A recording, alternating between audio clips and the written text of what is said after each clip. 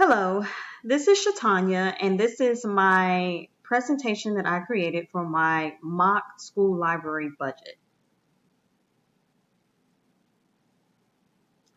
So for books, I decided to choose the three following vendors: Follett Tidal Wave, Baker and Taylor, and School Library Publishing. I plan to spend up to $4,000 on books because I feel that books should make up the majority of what you spend in a school library, of course. So I would spend $2,000 with Follett Tidal Wave. The bulk of my books will come from this vendor because it is the premier source vendor for most school libraries. This will be the vendor that I will buy all of the copies for award-winning books and books that directly support curriculum. The bulk of my purchases from Follett Tidal Wave will be hardback copies because they are more durable and they last longer than paperback.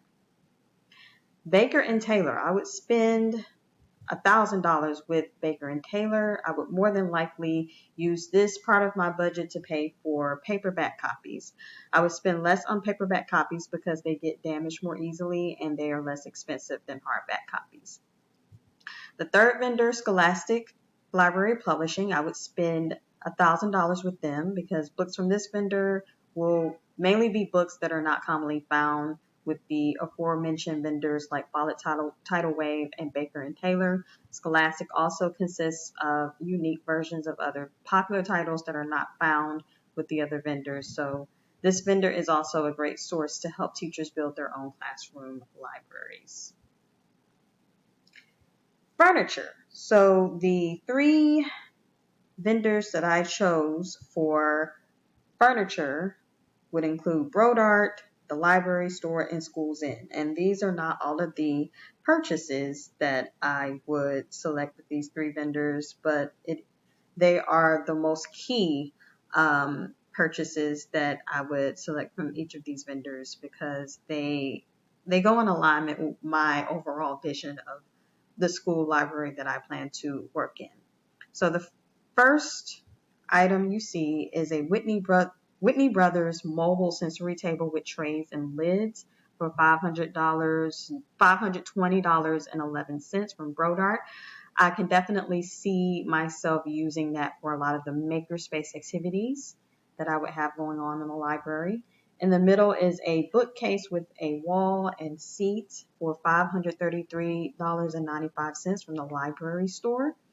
I just thought it was really neat and convenient. You have somewhere for the students to sit and enjoy books and also be near the books as they're reading. And it's also a good display case as well.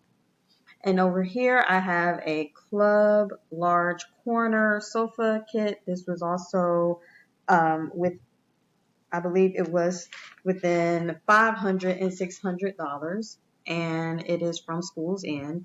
You always want to make sure that you have very comfortable, colorful, attractive places, especially in an elementary school library where students can just sit and read and enjoy their books. Makerspace materials. So for Makerspace materials, I chose the three following vendors: School Outfitters, Maker Maven, and Sepco Books. And these are the Makerspace materials that I chose. I did not have enough space on the page to include the prices, but here we have a maker or makey set. I've worked with these on my current job, and they're very easy and fun to set up. And I think I would include maybe two to four of these for a center that um, students can enjoy basically when we break into our learning centers. And over here we have a Strawbee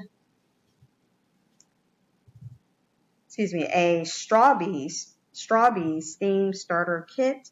So this is something that I think would be very popular with the lower elementary grades to include in a center. And we also have another STEAM starter kit that would be a very good tool to use in learner centers. It's something that encourages students to build and problem solve.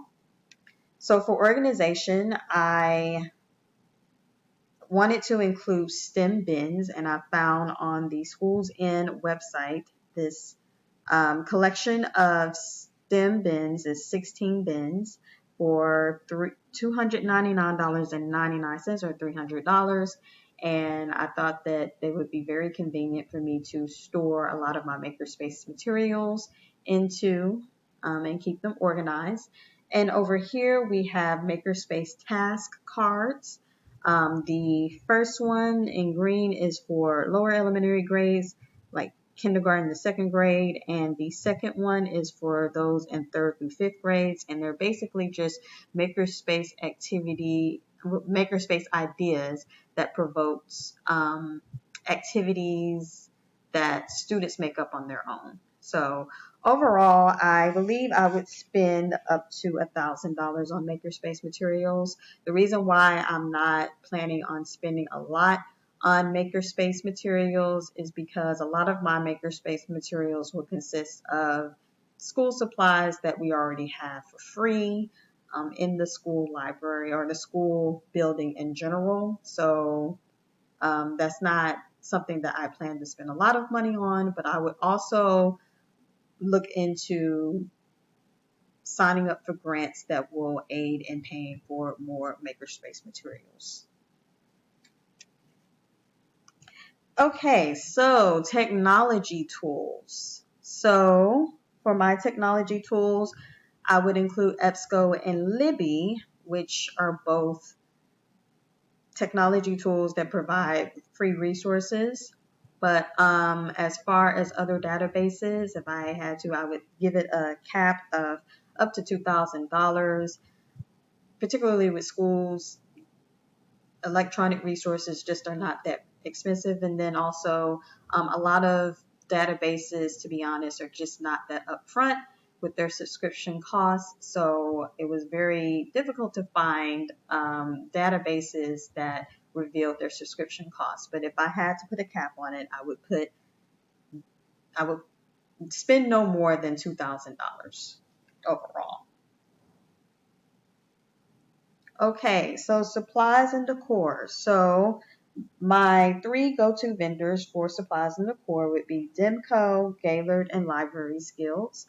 And particularly from Demco, I would purchase a Visionary magnetic glass maker board. I think that maker boards and post-it note boards, things like that, posted up on the walls give great opportunities for collaboration among students. And I would purchase shelf dividers and library posters primarily from Library Skills because that tends to be a top vendor when it comes to those things. So I'll give you a moment to kind of read over my overall budget of vendors.